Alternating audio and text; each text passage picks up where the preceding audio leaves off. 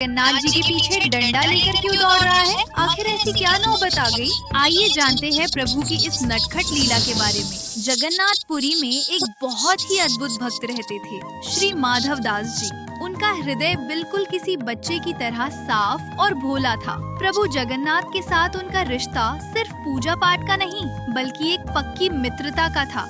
ये अपनापन इतना गहरा था कि अक्सर भगवान खुद छोटा बच्चा बनकर उनके पास आ जाते और दोनों सखाओं की तरह घंटों खेला करते थे। इसी प्यार के हक से माधव दास जी प्रभु को डांट भी देते और प्रभु भी हंसते हंसते उनकी हर बात मान लेते थे। एक बार प्रभु जगन्नाथ अपने सिंहासन पर बैठे थे, लेकिन चेहरे पर उदासी छाई हुई थी। जब माधव दास जी दर्शन करने आए तो उनसे रहा नहीं गया। उन्होंने पूछा, जय जगन्नाथ प्रभु, आज चेहरा इतना क्यों उतरा हुआ है? क्या कोई संकट है? जगन्नाथ जी ने मुंह बनाकर कहा, माधव, यहाँ हमारा मन नहीं लग रहा। माधव दास जी हैरान रह गए। जी नहीं लग रहा? प्रभु, यहाँ तो राजसी ठाट बाट है, 56 भोग मिलते हैं, फिर क्या कमी है? प्रभु बोले, अरे सब कुछ है, पर वो आनंद नहीं आ रहा। हमें अपनी वृंदावन वाली शरारतें याद आ रही हैं। यहाँ तो बस सीधे बनकर बैठे रहो। माधव दास जी ने पूछा, तो आप क्या करना चाहते हैं? प्रभु धीरे से फुसफुसाए, चोरी, हमें चोरी करनी है। बड़ा मन मचल रहा है कुछ चुरा कर खाने का।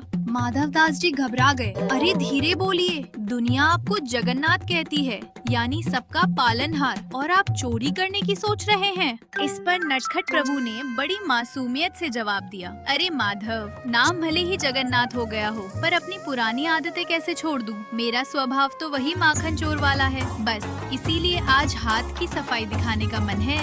माधव दास जी ने हंसकर कहा, तो फिर जाइए ना प्रभु, किसने रोका है? कराइए चोरी। ठाकुर जी बोले, अरे वो तो ठीक है, पर अकेले चोरी करने में वो आनंद नहीं आता। साथ में एक दो जोड़ीदार हो तो असली सुख मिलता है। माधव दास जी बोले, तो बगल में आपके भाई बलभद्र जी और बहन सुभद्रा जी हैं, उनको साथ ले लीजिए।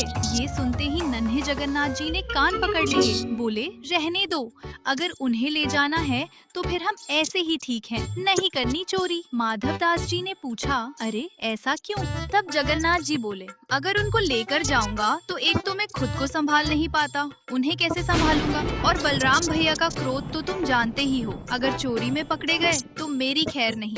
और अगर मैंने दाऊ भैया से कह भी दिया कि चोरी करने चलना है, तो पहले तो वो मुझे ही डांटेंगे कि तुम्हें शर्म नहीं आती, दुनिया पूजा करती है और तुम चोर बनोगे। और अगर मान भी गए तो वो ठहरे मर्यादा वाले देव, वो पूरे शहर में ऐलान कर देंगे कि सुनो सब लोग, मेरा छोटा भाई आ रहा है, उसके लिए चोरी का इंतजाम कर दो।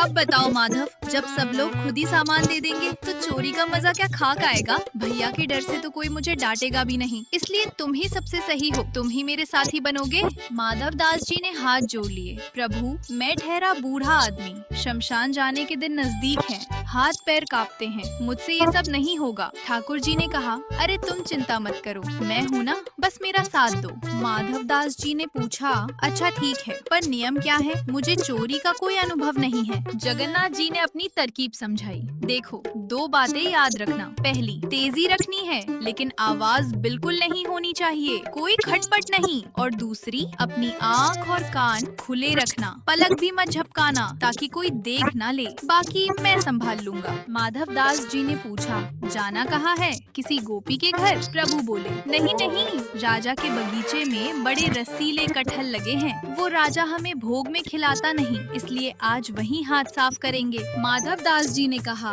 प्रभु चोरी क्यों करवी? राजा को संदेश भिजवा देते हैं, वो कल ही ढेर सारे कटहल भेज देगा। प्रभु ने मुंह बनाया, माधव तुम नहीं समझोगे, मांग खाने में वो स्वाद कहाँ जो चुरा कर खाने में है। चोरी का फल मीठा होता है, तुम रात को तैयार रहना। माधव दास जी ने कहा, ठीक है, मुख्य सिंह द्वार पर मिले। प्रभु बोले, अरे नहीं, वहाँ तो रात भर कीर्तन चलता है, पकड़े जाएंगे, तुम दक्षिण द्वार पर चुपचाप खड़े रहना। रात हुई, दक्षिण द्वार पर माधव दास जी इंतजार कर रहे थे। तभी ठाकुर जी आए, एकदम दबे पांव, काले कपड़े ऐसे ओढ़े थे कि अंधेरे में सिर्फ उनकी दो बड़ी बड़ी आंखें चमक रही थी। माधव दास जी प्रभु के साथ चुपचाप कदम मिलाकर चल पड़े अपने अभियान पर। जैसे ही वे राजा के बगीचे में घुसे, माधव दास जी ने जोर से पूछा, प्रभु कटहल का पेड़ कहाँ है? जगन्नाथ जी ने दांत पीसते हुए कहा, धीरे बोलो, वो ठीक सामने है। पेड़ के पास पहुंचकर जगन्नाथ जी बोले, चलो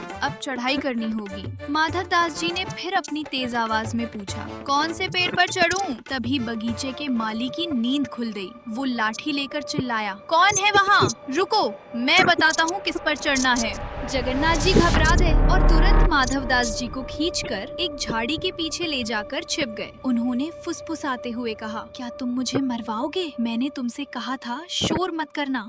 तभी माली वहाँ आया, इधर उधर देखा और चला गया। वे बाल बाल बच गए। माली के जाने के बाद माधव दास जी बोले, अब क्या उपाय है? जगन्नाथ जी बोले, देखो, एक ऊपर चढ़ेगा और तोड़ेगा, दूसरा नीचे लपकेगा। अगर कटहल जमीन पर गिरा तो धम से आवाज होगी और खेल खत्म।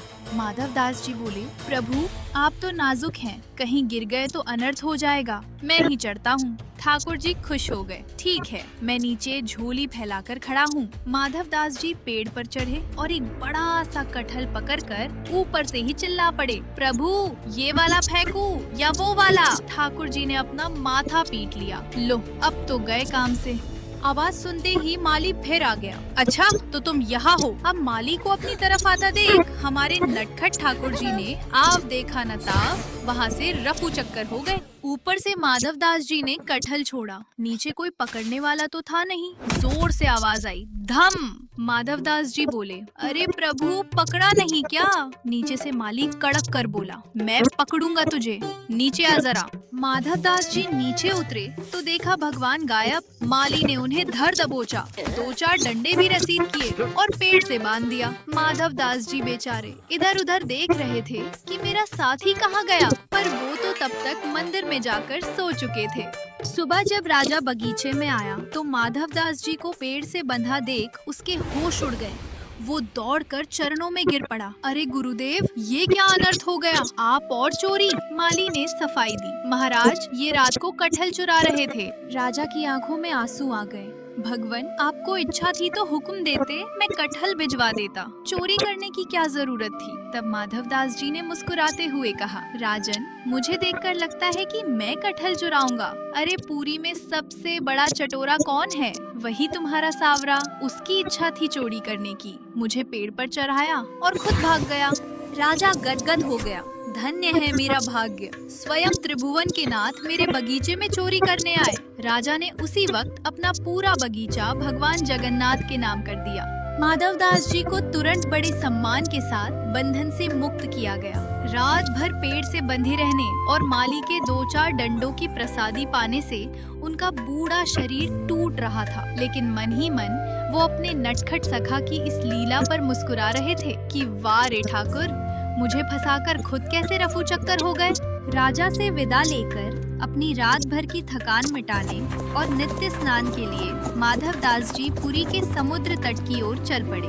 स्नान के बाद समुद्र किनारे जब दोनों मिले तो माधव दास जी ने हंसते हुए पूछा, कहो सरकार, तुम्हारी चोरी करने की इच्छा पूरी हो गई? हाथ तो एक कटहल भी नहीं लगा। जगन्नाथ जी ने मायूस होकर पूछा, अब क्या करे माधव? माधव दास जी ने प्रेम से कहा, अरे चिंता क्यों करते हो, तुम तो भाग गए, लेकिन हमें देखो, पूरी रात बंद कर रहे, मार खाई, पर बदले में वो पूरा बगीचा तुम्हारे नाम करवा के आ रहे हैं। अब जाओ और जी भरकर कटहल खाओ। इस पर ठाकुर जी ने भोला सा मुंह बनाकर कहा, पर माधव, ऐसे मांगकर खाने में वो सुख थोड़ी ना मिलेगा। मेरी चोरी करने की इच्छा तो अधूरी ही रह गई। ये सुनते ही माधव दास जी ने घबराकर हाथ जोड़ लिए। अब क्या, फिर से चोरी? नहीं नहीं प्रभु, मुझे क्षमा करना। अब जब तुम्हारा मन करे तुम खुद देख लेना, बस मुझसे फिर से साथी बनने के लिए मत कहना।